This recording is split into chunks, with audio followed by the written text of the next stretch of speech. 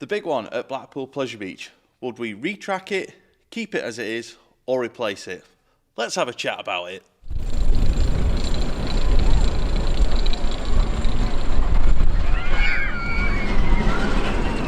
Hi, I'm Scott. I'm Steve. And you're watching Your Experience Guide. And today we're going to have a quick chat about the big one at Blackpool Pleasure Beach in terms of would we keep it as it is? Would we keep retracking it as they've done over the last 5 years? Or would we get rid of it? So, Stephen, what would you do with the big one? To be fair, the big one is a classic, and I really wouldn't want to see it completely removed. And also, I don't really want to see it changed. But I have a feeling that maybe the hybrid route would be the way I'd kind of reimagine the big one. So keep the supporting structure with a new track system along the top. I'm just not sure. Honestly, I'm not sure. I feel like with the big one, it's one of those things. It's careful what you wish for. That's Yes. the way I'm looking at it, because once it's gone, it's gone. We can't, they can't go back on it and rebuild it. Once it's gone, it's gone. So I think that it's a decision that they probably have considered, considering they've been retracking it. Mm-hmm. There is no retracking this winter, which is obviously a decision that they've made based on where they think the big one's at and where they see its future. Now, do I see Pleasure Beach removing it? Well, at this point, I don't think anything's off the table, and that's what worries me about the big one. I think that it is a very expensive coaster to maintain. The bigger the coaster, the longer the coaster, and the big one is over a mile long, I believe. Yeah. There's a lot of steel there, and obviously that increases your maintenance cost. And to be fair, it is an expensive ride to keep going. But the thing is, like, it's a landmark for Blackpool as a town. Like, I remember as a kid seeing it, and I was just like, wow, I'd put it on the par with like Blackpool Tower when it comes to like iconic Blackpool structures. The big one is a landmark in my eyes for the town, if not even to the extent the northwest of England. Like, everyone knows what the big one is.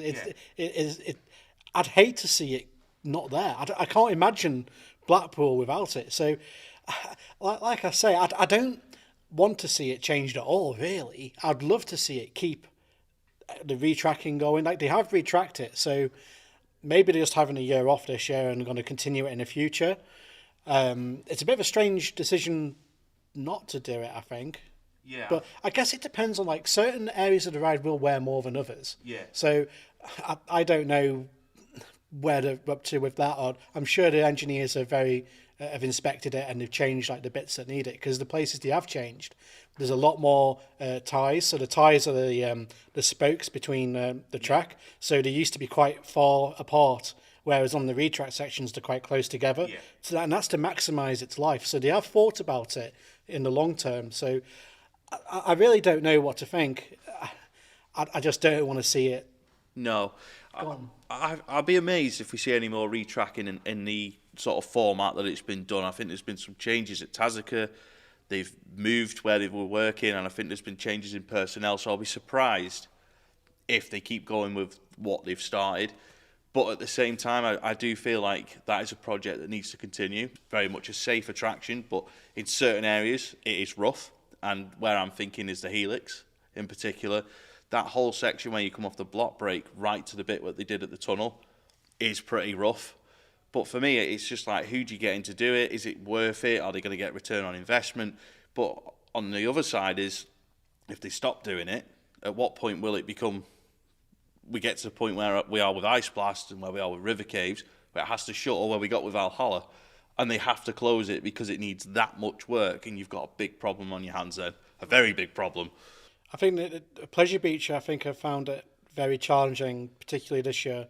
I know the times that I have been on Park, I know we'll probably get shouted at saying it's quiet. It has been quiet at the Pleasure Beach, and that's just unfortunate. I think that the amount of footfall they're getting for the amount of rides they've got is a little bit worrying, in my view. Like, I'm just worried about what could potentially disappear next, as there are a lot of rides there that could potentially be at the end of the service life. And I don't want to see any of them go. And I think this is one of the issues that Pleasure Beach has they've kind of narrowed themselves into it because they've been very much about the history of the rides and historic rides, which is fantastic. Having historic rides is amazing. And I think they've kind of leaned on that a little bit too much for too long. And the issue they've kind of got is everything's a classic. No one wants to see anything go because everything has so many memories for them, which stifles change. Because when they want to, like, let's say, like for me, I'd hate to see the Grand National go because that holds a very special place in my heart because that was one of the first roller coasters I ever did. But is that holding back new development because so many people have that same kind of connection with the Grand National? And this is the thing that they've going to have to battle with. Like, I know I've kind of gone away from the big one there, but I think that this is the same situation. The big one is such a big coaster and holds such a big place in everyone's hearts. I can't see how they could remove it because it's so special to so many people. It's a tough one because they are in a position of a massive balancing act, because I think I've said this before, you can't keep every ride. And for me, you've got to keep the big one, unless the only way I can see that they can get around taking a big one out and replacing it is if they've got something higher than it. So I feel like if they've got a coaster that's taller and faster than it, then they've probably got the opportunity to take it out but replace it. But because it's so prominent on the skyline and because it is such a big part of Blackpool, if you take it down without having something that will bring people to the park while it's being refurbed or replaced, you've got a problem.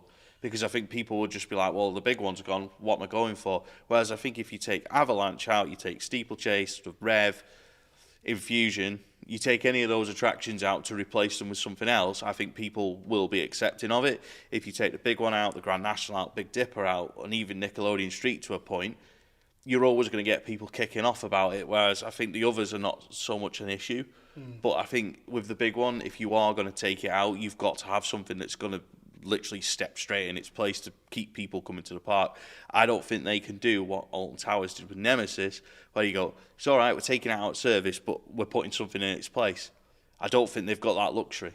No, I don't. I think that's why they've gone with the retracking section by section over winter, which I believe has worked out pretty well for them over the past few years. But again, even if they did put a bigger ride in, I still see the big one as a landmark in my mind. Yeah. Like I can't imagine seeing basically Pleasure Beach's advert gone because that is essentially what the big one is. It is, this is us. Yeah. You look at it and you're like, wow, look at that roller coaster. I've got to go ride it, and that brings people in.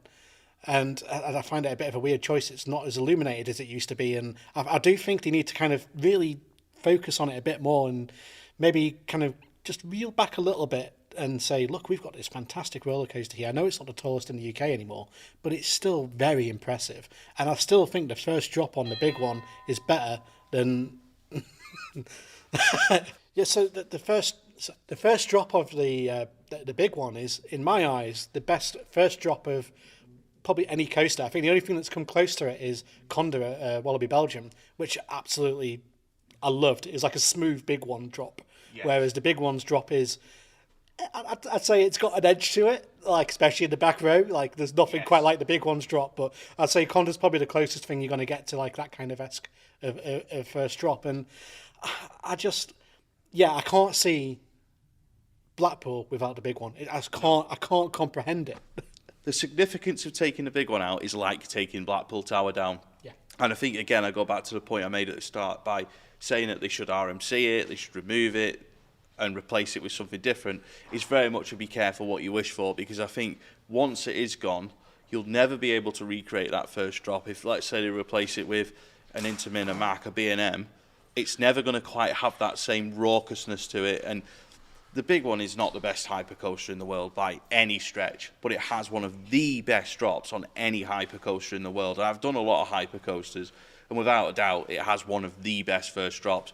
What it does after it is not world class by any stretch, but again, without it on the skyline, for me, it just wouldn't be right. But the issue is, I feel like they are sort of hurtling towards a decision that they've got to make with it, because I personally think it will need a full retrack at some point, and it's like, can they do that? Can they do that while they haven't got a coaster that is as significant that can draw people into the park? Yeah, I think that one of the big issues they have is particularly when you have tried to put in another coaster, they put in Icon, which is an amazing roller coaster. I still love Icon, and it's a great ride for the pleasure beach. But I just don't think it ever really got the crowds in like they wanted. I feel like it's always kind of been a little bit of an underperformer at the park, and it's a shame because a lot of thought went into that coaster, and it is a very fun roller coaster. I just think that maybe I'd probably try if I was in their shoes, is maybe try and almost relaunch it. Yeah. Relaunch Icon, maybe add a theme to it, retheme it, get a new marketing campaign about it, and really push it hard. Maybe make a new small area around it. And then that would probably make, like, if the big one was down for a little bit, it would probably make it a little bit easier for them, because I can't see them building another ride that is of Icon size anytime soon. Like, I might be wrong. There is some groundwork, I believe, happening over by Grand Prix. Grand Prix has started to come down, yeah. And the thing is with Icon is it was unfortunate timing, because obviously it opened in May 2018, late May. 2 years later, you have COVID, but also there has been for the last like 10 years, but there was all uncertainty about everyone's finances and stuff, and you always got the pricing complaints about Pleasure Beach. It doesn't matter. Even if they were a fiver, everyone would say they should be £2.50. Yeah. They've always got the issue of people falling out of them about the pricing, the not free entry and stuff. And I think they're in a rock and a hard place in terms of how they market the park, how they do the ticketing, what they do with all the classic rides. So for me personally, going back to the subject of the big one, I would keep it as it is, the layout. I would get Premier Rides in, who have retracked Loch Ness at Busch Gardens, Williamsburg, and I'd get them to finish what Tazica have started, because I think Tazica have done a great job. But I think with the changes within Tazica and the changes at Pleasure Beach since the project of the big one retracking all started, I think now that maybe they've probably, I don't know for definite, but I get the feeling that they're not going to work together again now on this project. I believe it was a 5-year project. There's been 5 retracks. Yeah. I now wonder if they should get Premier Rides in, say, do what you did with Loch Ness, just finish the job. And I don't know how or when they would do it, but to me, that's an important thing. I also see a lot of people saying that they need to put on trains like what Shambhala's got or a B&M Hyper Coaster's got. It just won't work on the big one. I think a park tried it with an Arrow Hyper and it got removed shortly after. Yeah, I think that was in Japan, wasn't it? Yeah. I believe, yeah. I don't think the trains necessarily need changing. I do think they're very good trains for the ride. I do, however, think that a lot of the retracking's already kind of been done. So you just need to kind of fill in the gaps, which is a little bit tricky because you've kind of done bits and bobs everywhere. But I'm sure they can come up with something.